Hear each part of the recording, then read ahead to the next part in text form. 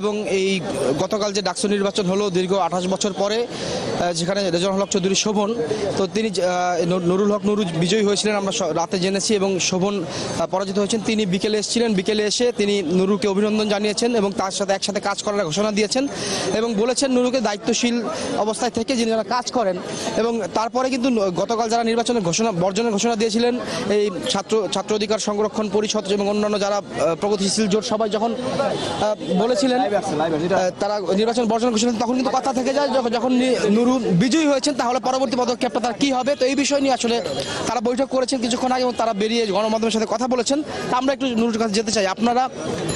আপনি এই মুহূর্তে কি কি সিদ্ধান্ত নিয়েছেন সামনের দিনগুলো? আপনি যেহেতু বিজয়ী হয়েছেন, আপনারা কি নির্বাচন আবার চান কিংবা আপনি শপথ নেবেন কিনা? যে দেখেন, আমরা বারবার বলেছি যে আমাদের স্লোগান হচ্ছে যে অধিকার আদায় ডাকসু, শিক্ষার্থীদের যে সকল যৌক্তিক ও ন্যায়সঙ্গত দাবি দেওয়া থাকবে আমরা সেটার জন্য কাজ করব।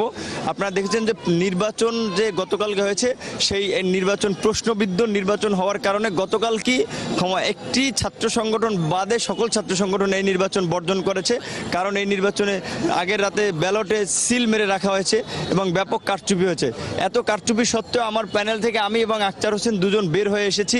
সেজন্য আমরা মনে করি যে বাকি পদগুলোতে পুনর্নির্বাচনের দরকার।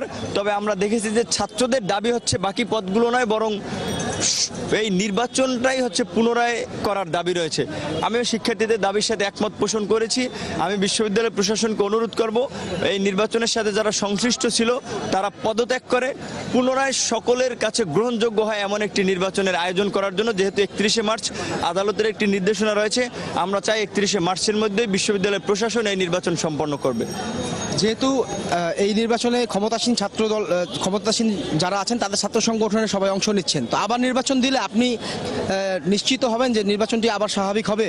না, দেখেন, এই নির্বাচনের অনেক ত্রুটি ছিল। আমরা বিশ্ববিদ্যালয় প্রশাসনের চোখে আঙ্গুল দিয়ে বলেছি।